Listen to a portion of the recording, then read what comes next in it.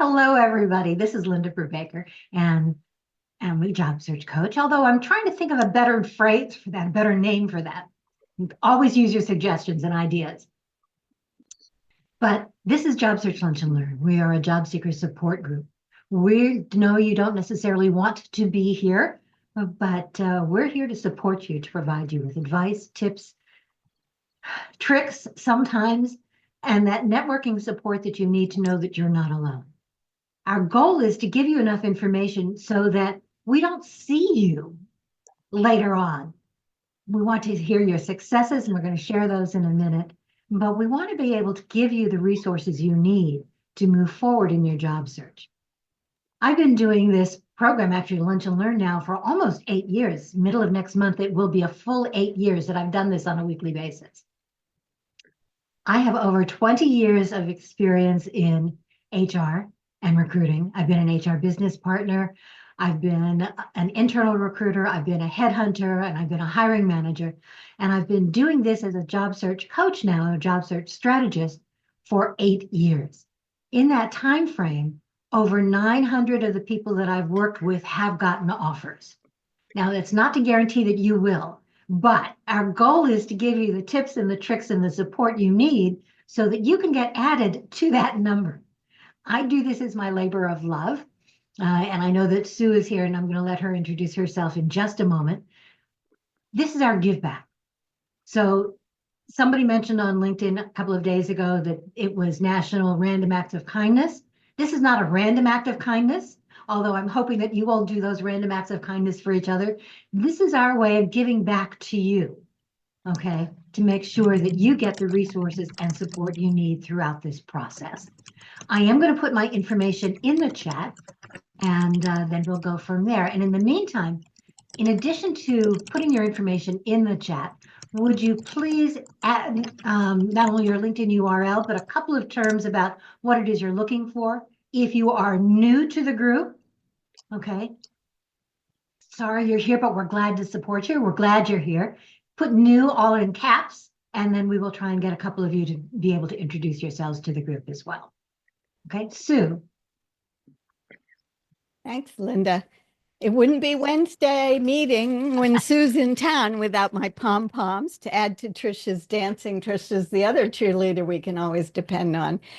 Thank you, Linda, for letting me be here. I run Sue Mentors, a global mentoring consultancy, and talk to people all around the world who, just like you, are in transition. It is a labor of love for Linda and me. I've been doing this for many years as well, but I think what's important is we also help filter everything we're hearing from you and try to bring you the state of the art, but also the state of industry as you're applying and as you're seeing changes. And I tell you, the last couple months, seeing changes almost weekly in job postings and what people are saying they're being asked to do, more and more contracts.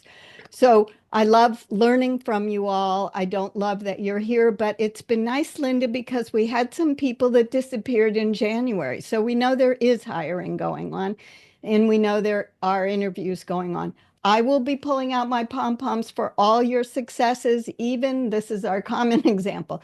If you hear back and you get rejected, at least you've heard back. You're not being ghosted. So thank you very much. And back to Linda. Perfect. And yes, a success can be the idea of hearing back and getting that rejection, because that rejection gives you the opportunity to move forward, gives you the chance to build your network, to grow, to learn from what you've gotten. And there are ways of turning that rejection into follow-up conversations with that employer. And I've seen a number of people, I shouldn't say number, but I have seen people get hired, okay, after those kinds of rejections. You have to take the initiative, though, to make sure that you're turning that thank you after your rejection, and yes, send a thank you after a rejection, okay, if you've actually had a conversation, into those follow-up conversations, and that here's where I'm really still interested. Can I keep in touch? We are going to start with some success stories. So if you had any kind of success, please raise your digital hand. By the way, the tools are at the bottom of the screen, where you can either raise your actual hand or you can raise your digital hand. Your digital hand tool should be at the bottom of the screen where it says raise hand. and we'd like to be able to support you and share your successes. Hey, Pam. Hi there. I finally got an interview. For what kind of a job? Um, Channel technical sales engineer. Completely not what I've been looking for at completely not a company I've been interested in working at. Um, but I got asked by somebody who's on the team to apply because he wanted to work with me. Excellent. So he's not the boss, but he's got influence. So I had my first, well, I had HR last week and interview yesterday with the HM. And it was supposed to be a 30-minute interview. We talked for almost an hour. Um, it's it's a good job. There are 9 people. It's a long process. It's a lot of process. He wants to fill the job by mid-March. I can't see how that's going to happen. Why? Because he still had 3 people to see after me. And then the next stage is 4 separate interviews, plus a technical interview. And then they winnow it down to 3 people and bring them out to New York for a role play, basically. It's basically a sales engineer position. So they want to see if you can talk in front of a crowd. Okay. I can't see how that's going to happen and be done by mid-March, but that would be okay too. But then they're not going to bring all 9 people in for that last round interview. No, that last round will be 3 people. And I think he's actually filling 2 positions. Okay. So if they're really working hard at it, they can make that happen, although that's a month away. That's tough. You know what? It's Apple. Who knows? It's a giant ship to make turn that fast. It is. Yeah. And Apple has a very distinctive hiring process. Yes. Yes. But it was good. I happen to know 100 people if I know one within Apple, including the hiring manager. So we spent a lot of time talking about, different people that we know. Which, And then get insights from the people that you do know there about what that hiring process is like, what questions you should Yep. expect, what other things you can pull from them to help make Yes. that job search easier. Yes. So I have people working for me on the inside to help get me whatever leg up they can get me. Wonderful. Keep us I've posted. I've Go also ahead. applied to Pinterest for a spot and have people on the inside working on that one too. So, God, it would be nice to not be here doing this again, for a As long much time. as we love seeing you, Pam, we'd like not to. Exactly. I understand. Well, keep us posted. Let us know how we can help and how we can support you. I will. Thank you. You're very welcome.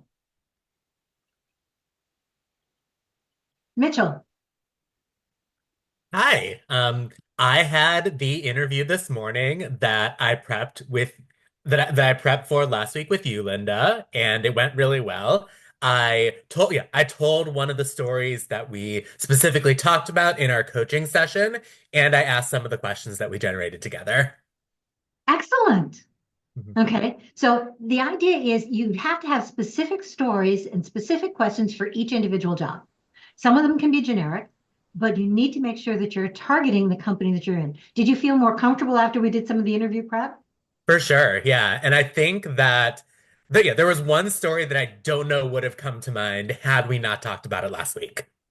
Excellent. Well, it's nice to hear. Thank you. Thanks for sharing that. Let us know how the other interviews go, and we'll keep good thoughts. And we want to again not see you, but glad that worked. Thanks. Thanks for sharing. By the way, if anybody else wants to do interview prep, I'm available. I've got my links in the chat.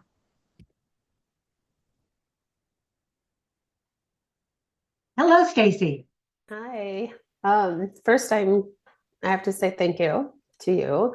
Um, I think meeting with you was the key to me getting my stuff together and deciding to do things right instead of my way, which Glad. was obviously not working for me at all.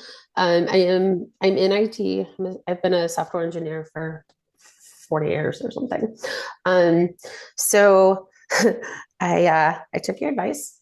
I did what you said. I continued to send out applications even while on vacation. I was sitting in my hotel room in Disney World at night when I got back. I was completely and utterly exhausted, didn't have a brain cell. And I filled out a few applications while I was there. And one of those, I got a request for, and it scared me to death. I got a request for 2 types of tests to take before they would even consider interviewing me. One was a personality test, and one was a creative something aptitude test. And they sent links of things to look at and things to study. And of course, I Googled everything I could and spent 2 days hyperventilating because I thought, even after doing some of the prep work, I thought I actually might be stupid. There was vocabulary, and I'm like, I don't know some of these words, and I thought I had a decent vocabulary, and there were words that I thought, wow, that's actually a word. I Googled them. I'm like, I don't think that's a word. Math I hadn't done since high school. I mean, it was very, very difficult, and they tell you like the odds of you finishing are like almost zero. That you'll be lucky if you get half the time to complete half the questions and skip anything that you can't answer in under 10 seconds. So I did the test, it ended, and I thought, no idea how I did. I doubt I did well. And my phone was off during that test. I turned my phone on, and I had a text message from the company with a link to click on, and it said, "Are you available for an interview tomorrow?" And I thought it was going to be another one of those, thanks for your time and effort, but it wasn't. And I thought, oh my gosh, yeah, okay. And the person I interviewed with, my first interview with the company, was a VP, very high up. And at the end of the interview, I said something, nicely as I could, that it was a little different than anything I'd ever been through. I typically start with HR and then, move up. And he said, I like to do the culture fit interview myself, and we work that direction, so it is very different, and I think it went well. I got a message this morning that said, are you available for an interview with this is the person that reports to him, manager. I have an interview for a tech screen tomorrow, And it went well. fingers crossed. It did go well. I thought it went well. I thought he was incredibly nice, down to earth, very friendly person for someone at his level. I was very surprised that he was as laid back and casual as he was, and he seemed to be very, very nice. And I think I have a chance. I'm staying positive, which was part of your advice, because I had been negative Nancy throughout this whole process and thought, I'm dead, I'm washed up, I'm too old, no one will hire me to work at, Costco, can't even do the marker. Yep. So that's my story. I'm going to thank you so much, because you really made me stop and think. Made me change the way I think, made me change the way I do things. And I think it helped immensely. Thank you. I'm so glad, Stacy. Fingers crossed for you. I know that you'll do well. And the change in attitude, the Huge. change in the way you're presenting yourself on screen today Yeah. is night and day from the way you were last time. Yeah. It was about as down as I think I could get, because I literally didn't think anybody would hire me to walk their dog. Like, I didn't think, I just thought I was done. So, Yep. And none of us are done. Okay. As far as I know, none of us has that little stamp on our forehead or anywhere on our body that's that expiration date that says you No. are no longer available for work. You're no longer hireable. Okay. We can all do this. It just takes getting back to it. It takes changing the attitude sometimes. It takes working at it. It's not an easy process. And unfortunately, just like Sue, I do keep checking to see what's going on in the market. And my cracked crystal ball is saying this is not only a tough time, but I'm not seeing an end to it for a short period of time. Some people are saying Q2. I think that's much too optimistic. I'm looking at maybe Q4, maybe Q1 of next year. Yeah, I saw, out of the corner of my eye, I didn't even read it, but I thought I saw a response. Someone in the chat put something like, after X interview or round of interview, I would pull out. And if you are financially set that you can do that, and you want to, bypass a process that's too complicated or too long, then God bless you. That's amazing, wonderful. But for those of us that need to work for lots of reasons, I say, if I had to go through 5 rounds, I'd go through 5 rounds. I'd do Yeah. whatever it would take to get myself out there and get that job. So that's just my opinion. And I agree with you. And unfortunately, I don't see the number of interviews that people are going through going to be decreasing. I see them increasing. So the idea of 2 or 3 interviews, that's a short period of time Yeah, for many of these jobs. I'm seeing some of them going up to 8 or more. yeah. I'm hoping it's not going to be the norm, but I am seeing some things starting to take place again that we hadn't seen in a while. And that is a recruiter and a hiring manager and an HR business partner we used to fight against, which was that idea of the personality tests. Yeah, I had to do that, and I thought, oh, if the other one didn't sink me, this one for sure will sink me. Okay, so we are starting to see more of those again. The problem with a lot of the personality tests is that it's very easy to try and rethink it. That's my role. I do that all the time. What are they looking for me to say? As opposed to just going through it quickly. What they're looking for really is the consistency. They're looking for whether or not you are somebody who can not only make decisions, but you can learn from other people, you can adapt, and whether or not you are someone who is, I don't want to, I'm saying it again, the consistency in the way you're answering, because they're going to ask you the same question in those personality tests 2 or 3 times along the way in different terms. One of the big problems with the personality test is not only the overthinking, but from an HR standpoint and putting on my research kind of hat, most of those aren't validated. The best personality tests are those that are drawn from information based on current successful employees, and companies aren't doing that. So it's a very broad-based kind of thing. But yes, we are seeing more and more people using, more and more companies using them. In fact, there was an article from the Wall Street Journal just recently about the idea of companies using those personality tests and people being moved out of the hiring process, the interview process, because they didn't make it, okay, based on that personality test. In my mind, that's an absolute no-no, but that's happening. So if you can, I am definitely seeing the process take longer, especially with more and more people in the job market right now. So do whatever you can. Remember, we're here to support you. Keep us posted, Stacey. I'm so happy for you. Okay, I see Drew has his hand up. Good afternoon, everyone.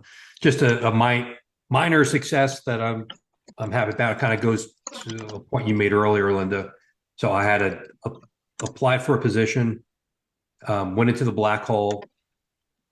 I reached out and found the hiring manager, emailed him directly, got a call back, spoke with HR, had a good conversation, but then was advised that they went with somebody internal. But what I really appreciated was that the HR rep called me to tell me after I had followed up. So it wasn't just an email. She did call me back, advised what happened, and said, hey, look, your background is a good background, good fit for us. So if there's anything else out there that you see on our site, let me know. So I took her up on that because a day later I did see something, sent another email. I thanked her for calling me and telling me what the status of the other one was. I applied online to this other position. I let her know I applied. I resent my paperwork again and outlined why I thought I was a good fit. And she 2 days later got back to me saying received, and we'll get back to you one way or another in the next week to see if it makes sense to move forward with you. So nothing yet, but again, it was just moving things forward. It's 1% better every day, right? So it's just moving it forward a little bit. So And that's a great example of turning a rejection into a positive. That thank you, that follow up afterwards, whether it's, hey, I sent something in, would you please take a look? But the follow up afterwards saying, I'd love to be able to follow up with future positions. And she was receptive to that. That's absolutely fantastic. Congratulations. Yeah. Well, so thank you. We'll see what happens. All right. I was just going to add, like, I worked for a huge bank previously. I'm sorry, and who's this? Oh, Stacy, this is Stacy. Sorry, I was just going to say, like, that is very common from my experience, that they post a job externally and then post it internally and interview people and take the preference to take someone that's already with the company. I personally didn't like it. I didn't think it was very fair to have external people come in and interview for something and think they had a chance, and then they'd open it internally and the outside people never had a chance. So it was very common practice. It is a common practice, and we're going to see that again. So here's my take on this one. Yes, it's very frustrating to the job seeker to have that happen. But by the same token, what happens is we actually, from an HR standpoint and from a hiring standpoint, I like to see companies do that, to think of their own employees first, especially in this time of layoff. One of the things that I see a lot in some of the posts would be, well, companies are posting new jobs even while they're laying off people. Aren't they willing to put some of their current people in some of those jobs that they're posting? The best companies will look at their internal people first. Now, they may not post them outside first to get that comparison, but we do want companies to be willing to consider current employees, especially those that are either being laid off or those that we want to be able to move up within the organization. That's one of the things that's important as a company culture in terms of fit that you want to be able to see. But from a job seeker standpoint, I totally understand how frustrating that can be. And unfortunately, we're going to see more of that happening where the jobs are posted. They're not real, or they're going to an internal employee. But at least you're getting yourself out there and you're getting some feedback. Anyone else have a quick win to share?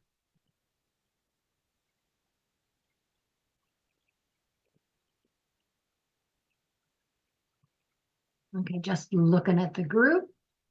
I don't see any more hands. Sue, I'm sorry. Oh, Sherry.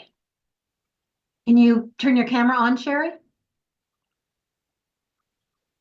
Hi, this is Cherie. Yeah, I would turn my camera on, but I just came in from shoveling the snow and I haven't had a chance. I just happened to find your meeting notice by chance. Yeah, I just came in from shoveling the snow and I haven't had a chance to dress up. But I do That's have a okay. quick win. We're not dressed up, trust me. We've had people on some of these meetings in pajamas.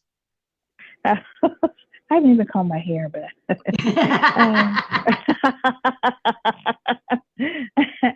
but I do have a quick win to share after going to the black hole. I don't know, 100 or more. I'm being modest. It's more than 100. But so many times I do have a phone screening on Friday. So that to me is a win. And I'm so excited about that. It is absolutely a win. Anytime you get a response, it's a win. Anytime you have a phone screen, it's a win. Okay, whether it goes anywhere or not, it is absolutely a win.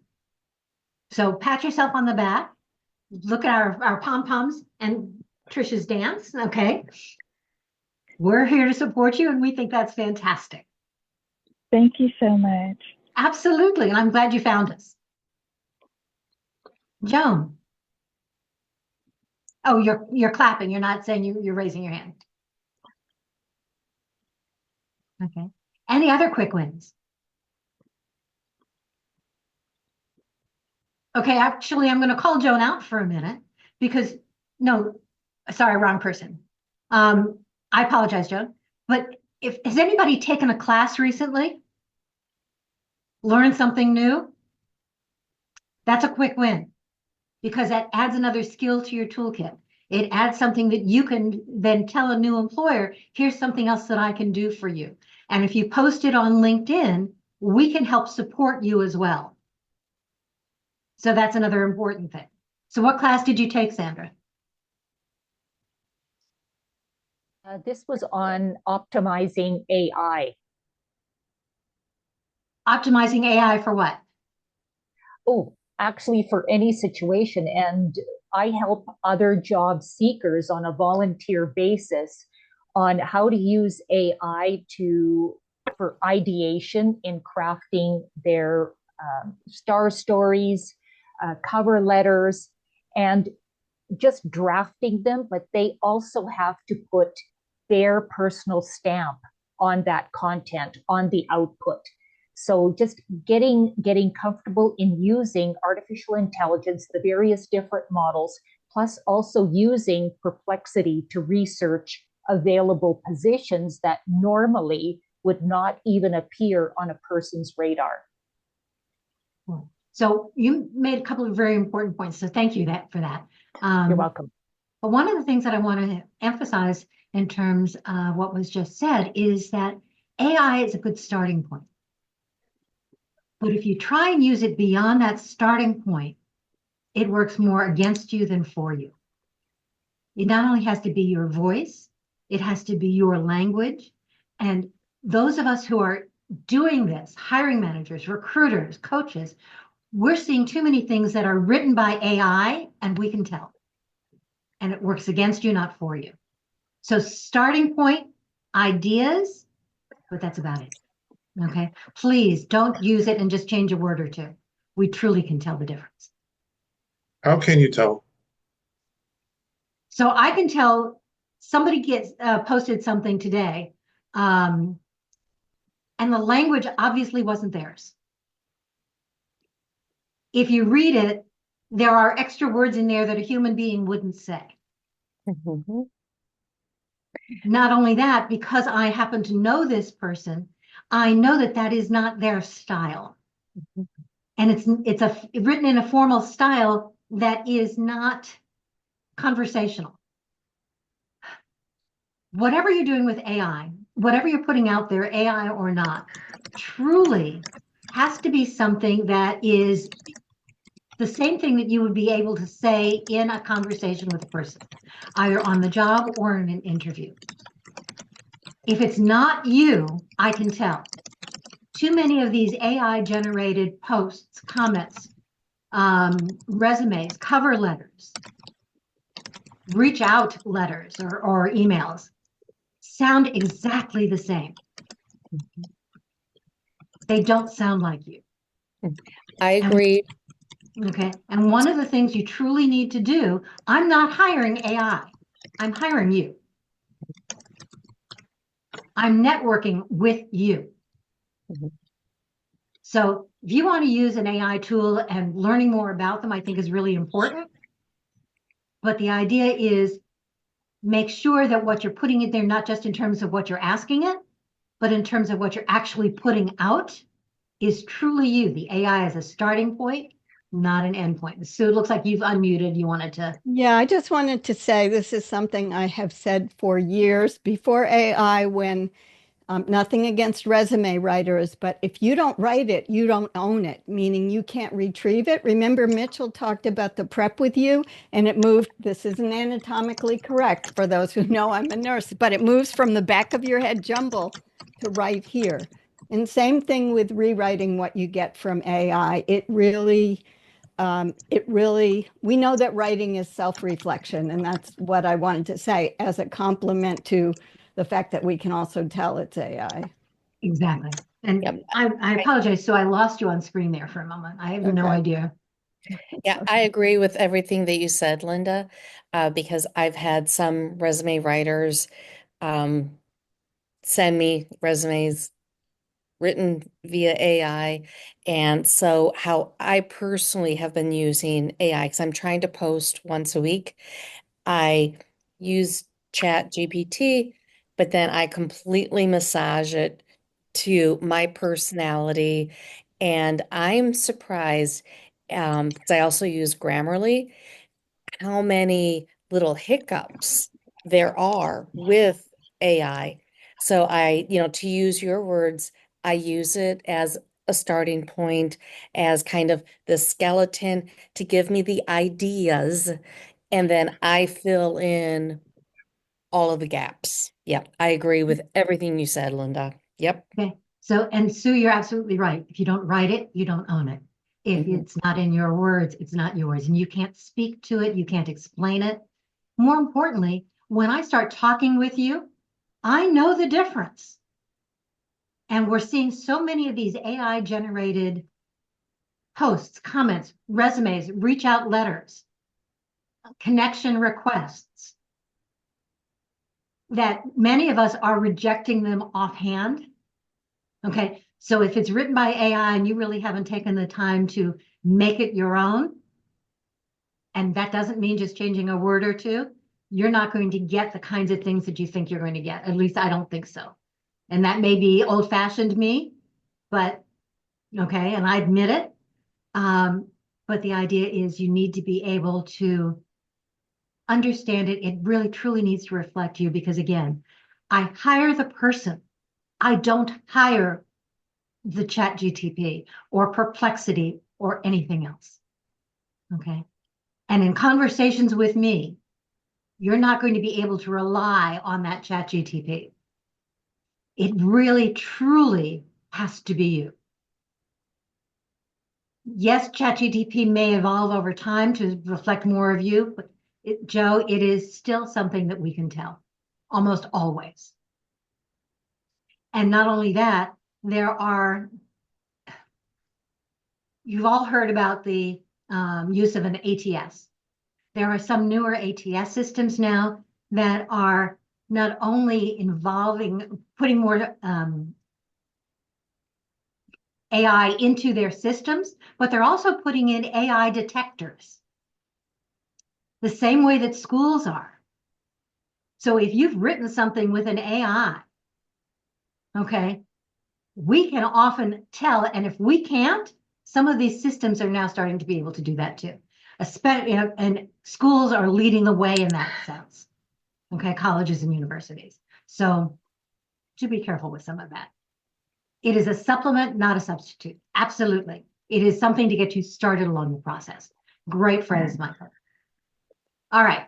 Anybody else have a quick win? Kelly, do you want to turn on your camera? There you go. Yeah, this is the first time I've attended one of your lunch and learns. I actually have a interview in a couple hours that I'm studying for. And this is the second interview that I've had that is very non-traditional, in that I had one last week and it was with someone with a really big title, not a recruiter. And this one is the same way.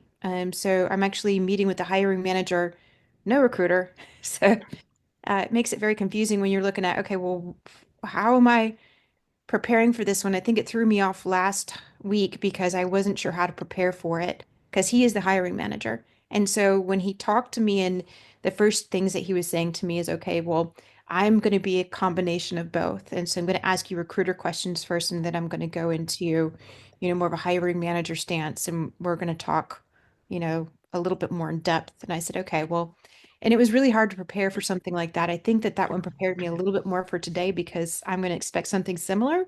I don't know any other way to, there's nobody that said, hey, I'm going to give you, recruiter first. And, I don't know if this is going to be a combination thing again, but I'm trying to prepare for both of them. But I did reach out to the hiring manager. I found that to be semi more successful. I say semi because there's a lot of them that they never accept your connect. They never respond to you, or they respond to you so late that you've already been turned down by the over 100,000 dev applications and you couldn't get in before that time period. And but I found that going for the smaller companies not only is what I want.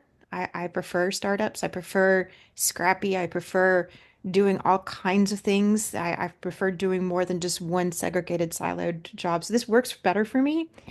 But it also may mean that I'm going to encounter more of this, okay, combination recruiter or hiring manager. So it's hard to prepare. I'm like, okay, how do I prepare my recruiter questions, and along with the more in-depth hiring questions that we may be going into? And it's not a long one, it's 30 minutes. So how do you combine that? But it is a win because I have one, right? So I've got a chance, and kind of go from there. Absolutely, and congratulations on that. So Thank- putting on my hiring manager, my recruiter hat, prepare for the interviews exactly the same way. If the company has HR and a recruiter actively involved in the process, and many times right now we really don't. You're seeing the HR people, the recruiters internally still being laid off. And we're finding some of those people getting rehired, but they don't contribute to the bottom line. So they're often on the saying somebody was laid off 4 times. You know, it's harder to justify some of those roles internally. So you're going to see more of those combination interviews. The only difference in terms of what I would prepare would be the questions you might ask, not the questions you're going to answer. Prepare the same way in terms of the questions you're answering. You're still giving the information about how you work and giving some of those success stories, but I might ask different questions of a recruiter than I might ask of the hiring manager. In terms of reaching out to the hiring manager on LinkedIn or by an email, absolutely. To be honest with you, it doesn't matter whether or not they accept your request now or later. They'll still know that you sent it. And that says you stand out. And if you are sending a request to a hiring manager, once you have that interview set up, your request is simply, or your message is simply, I'm looking forward to speaking with you about such and such and such and such a date. Looking forward to our conversation. Okay. They'll know you're doing your due diligence the same way that they are. And in all likelihood, they're going to reach out again and take another look at that profile. And they'll know that you're really involved because most people won't take that admin step. Let us know how it goes. Thank you. You're welcome. Okay. Mara. Thank you, Linda. Hello, all. I'm a growth gardener in the Chicagoland area, and I serve at the nexus of product management and growth strategy. Oh, can you hear me okay? Quick win. This week, I applied to a role a couple of weeks ago. At HR, or maybe it was an outside talent acquisition recruiter, reached out and said, are you interested in these 2 roles? I found a 3rd role that I was more interested in. I applied and I hadn't heard anything. It had been about 11 days. I reached back out to her. She wasn't connected with that role. So I thought, okay, I don't really have a connection to follow up with. Well, lo and behold, the hiring manager just reached out to me this week and said, love to talk to you. And it's a group product manager. There's no HR involved. He just picked it up and said, let's talk. So I'm excited about that win. And I just want to dovetail or add a tag to the point of the critical piece of the questions, not just your answers. When looking at his LinkedIn profile, he commented on the fact that he's getting lambasted in LinkedIn with people that are basically spamming and copying their resume and throwing it into cover letters or reach out communication. He's like, very few people are taking the time to ask critical, thoughtful questions about the role, my team, me as a leader, the roadmap, the whys. And he's looking for that not in the interview. He's looking for that in the introduction connection request email. So I just thought that was interesting. Even just asking the questions and not sharing your pitch, so to speak. He was sharing that this is what he needs to hear. So he pretty much gave a roadmap and a framework for how to enter into that interview process. So I'll learn more. Who knows? It's round 1, but I'm excited about it and just wanted to share the learnings and the feedback, which is be thoughtful, be curious at stage Absolutely. 1. And I think that's great advice and good luck in that. By the way, guys, when you're reaching out to people, it doesn't have to be in a connection request. It can be in a message. More importantly, it can also be in the comments that you're making. If you're interested in what somebody is doing, if that hiring manager, recruiter, somebody from the company is posting on LinkedIn, make a thoughtful comment there. That makes you stand out. They will recognize it. And I've actually had 2 candidates who got offers who were told by the CEO that one of the reasons they made it to the CEO round and made it into the interview process was because, not because they'd reached out, but because they were making thoughtful comments and the CEO saw those comments, saw that they were interested in the company and that they were providing useful professional information, not just to that company, but in general. And that was what made them move forward. It's that sharing of that subject matter expertise. Remember, we talked initially at the very beginning about being random acts of kindness and paying it forward? That's what this is all about, guys. Making sure that you're making yourself that person that is the person they want to talk with, giving them some reason to reach out and learning more about them, making those questions available based on what they're doing, and then providing some resources and support. Great ways of doing. Anyone Quick else? question. Did that candidate comment on CEO's personal posts? Was he commenting just on the general company's page posts by HR and PR comms? So, Mara, in this case, the CEO was not posting anything. And so the CEO was went back to the candidate's page, okay, because this particular candidate happened to be in the cybersecurity arena, the one that comes to mind. And he was making posts in general, but more importantly, he was commenting not only on posts from the company, but he was commenting on posts from other people, not just, hey, this is great, but he was moving things forward. The CEO saw that. The CEO looked at those comments. If you think that they're not important, folks, they truly are. Not just your comments, your posts, all of those truly make a difference. The CEO saw that. It was not a post that was written specifically to the company and targeted to them. It was just general information. And that was one of the things that really made this particular candidate stand out. And the CEO said, that's the reason that I wanted to talk to you. And that's one of the reasons you're getting this offer. Thank you. Okay. So yes, you can do it all, but we often find CEOs don't post. But if companies are posting and you're following the company, absolutely comment on their posts. Anyone else?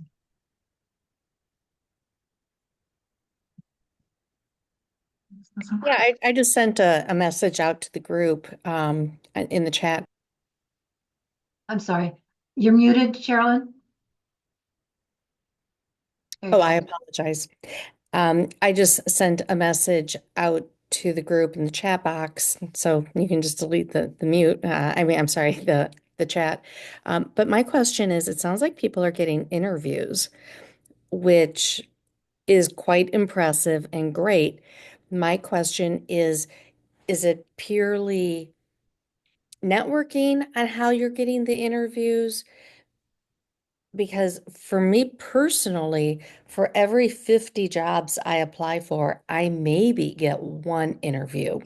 So if you could help give me some guidance on everyone that is getting interviews, what is it that you're doing? Again, is it purely networking? I'm open to all suggestions. Anybody have anything to share with Sherilyn? Go ahead. Would it depend on the field that you're in, your likelihood of getting interviews? Because some are more competitive than others. So I'm I in agree. channel sales, partner sales, in technology. So part of it is being active on LinkedIn is in effect a form of networking. Yep. Okay. It's Yep. not necessarily reaching out to people. It's making yourself that subject matter expert. That too will increase your visibility, not just on your profile, but it increases your visibility in their network as well as yours. There was some information this morning that I just got that I will share in the group later. By the way, we have a private chat, a private group on LinkedIn. I've got the link in there and I'm going to add it again. But in that private group, what we do is not only ask questions, share resources. Okay, it's when I say that it's private, it means that LinkedIn can't find it. The only way you can join that group is if you have actually registered for these sessions. We want to make sure that what you say there stays there. Nobody else on LinkedIn can find it or see it. So that's what's really important. Oh, sorry, brain fog. Somebody remind me where I was. Sherilyn was looking for feedback as to why she's not getting enough responses, and I'm in the same boat as her. This is Barry, first time here. And one little challenge I would throw up though about joining and participating in LinkedIn is that if you're looking for a job, a lot of the folks you follow are in the job search industry, and a lot of the conversations are like one headhunter telling everyone, "No, the ATS does not screen resumes. What are you talking about? I do this," and then like 40 comments of people clobbering her and saying, "It does. I work in," and so it can get a little frustrating. So I just took a note down to myself to look for more groups on LinkedIn related to what I do. You know, I'm in like creative and printing and stuff like that. And so I'm like in the digital printing group, but I need to find more of those groups. So I'm not in these, circular firing squad HR conversations. Sorry, Sherilyn, that doesn't help you. No, it's true. So I'm sorry, Sherilyn, did you want to respond? Yeah, Barry, you brought up something really good because this is kind of my follow-up question is how do you get recruiters to engage with you? Because that's the other challenge that I don't want to put the banner around my my picture because I've heard from enough people that not to do it. But how I'm opening this up to the group. How are you getting recruiters to engage with you? So and that's a question for another day because that's too long for just the couple of minutes we Okay. have left. Okay. But optimize your profile. Make relevant comments to make yourself that subject matter expert. Talk about what your skills are. And I know that there's a lot of controversy about the green banner. You get to make that choice. I'm green banner all the way. I am not the open to work hashtag because I think that's one of the things that automatically gets you the bot spam. But telling people that you're open to work, one of the things that we have found is that you are 33% more likely to be contacted either by people in your network or by recruiters if they know you are willing to talk. So that's strictly up to you. You can do what's called an A/B test, put it on for a while after you've optimized your profile and you started making yourself that subject matter expert out there, put it on, take it off, okay, and see the difference. And if you do have it on, I highly recommend that you take it off at least once a month and then put it back on within a day. Don't use the standard green banner post. Tell people what it is you're really looking for. Okay. Okay. But yes, we know that people are more likely to reach out to you.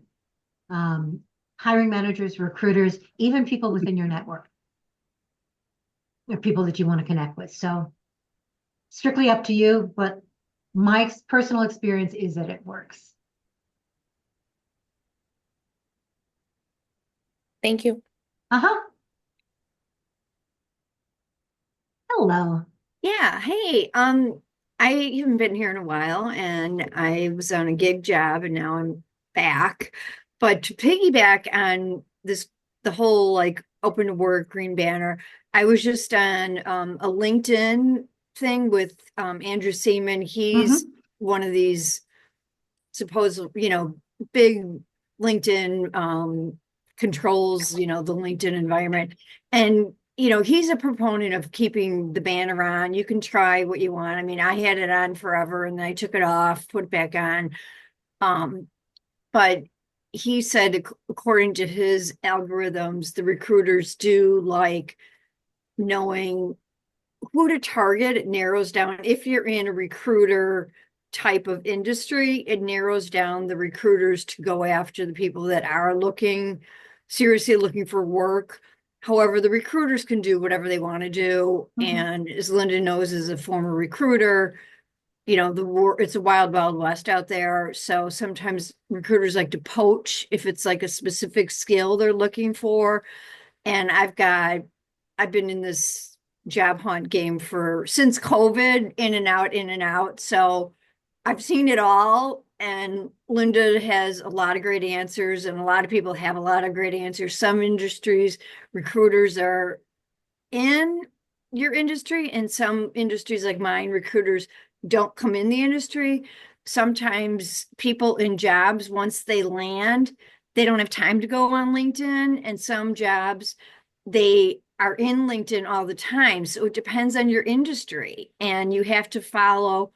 If you can attach yourself to a hiring manager when they're looking for a person, there's no rhyme or reason. I've seen people that have 500 followers or 500 people, they land. There's no rhyme or reason to this job game, and I just call it a job game. I don't have a rhyme or reason. I've seen all industries across all walks of life, old, young, middle-aged, they've polished, they're not polished. It's a wild, wild west for the last 4 or 5 years. And I've been in it, and there's no rhyme or reason. I can just tell you that. I mean, you can play the keywords, you can play the algorithms, you can do everything. I mean, a smile, a handshake, but really the bottom line is political networking. And I live in Chicago, and I can just say that for me, that's what gets the job done. Is in Chicago, it's political networking. And I don't know about the kinds of jobs you're working the with? United States, but I'm laughing at myself because that's what gets the job done in Chicago. And that's exactly what you're looking for. But those are the kinds of jobs you're looking for too. So the idea is networking. Somebody asked whether or not networking was the only way to get a job or to get contacted. It's not. Does networking help? Yes. Many people have a mistaken impression about what networking really is. And that's what we were planning to do today. We've kind of run out of time. So we'll do that again another time. We're going to stay on, and I'm happy to stay on and let people continue to do small group networking, because that's really important. Here are the things you need to know about networking in terms of job search. It is very rare for someone you don't know, someone you haven't had any contact with, connected to, shared some sort of a professional experience, somebody who doesn't really know who you are, to say, yes, absolutely, I'm going to take your resume and I'm going to walk it down the hall and give it to the hiring manager. The purpose of networking is not necessarily to have that walk down the hall. The purpose of the networking is to find out more about the company, the job, their challenges, and to get those connections to other people so that you find out more about them. So the idea of learning more about what the company does, about what their interview process is all about getting any insights you can into what it works for that company, that department, that hiring manager, that's great. But personally, okay, somebody asked me to walk a resume down the hall and give it to a hiring manager and say, this person is the next best thing to sliced bread, and I've never really had a conversation with you. I don't know that for sure. I'm not going to do it. However, more and more companies are still using that employee referral bonus. That's one of the things that these networking things really work for. So if you've had a networking conversation with someone, you've reached out to them, you don't really have to know them to say, by the way, I'm applying to this job. Would you like me to list you so that in case I get an offer, you get the employee referral bonus? Nobody's going to turn that down. And speaking from that hiring manager, that recruiter standpoint, the HR standpoint, if your application has that employee referral listed, you're at least going to get full view of your resume, not just the 2 to 9 seconds that it takes that I normally look at. And many times, at least as a courtesy, you will get that initial screen. Then it's up to you to move forward from there. So absolutely keep doing that. Barry, I'm sorry we didn't get a chance to have you introduce yourself. Hopefully next time. Hopefully you've done it in the chat. But one of the things that's important is joining those individual groups sometimes you will see jobs posted there. More importantly, you'll be able to share insights and information, and you can still connect with those people. Now you know who some of the leaders in your field are, some of those people who are active. Connect with them, start commenting on their posts. And that helps to bring your visibility up across LinkedIn, not just in that group.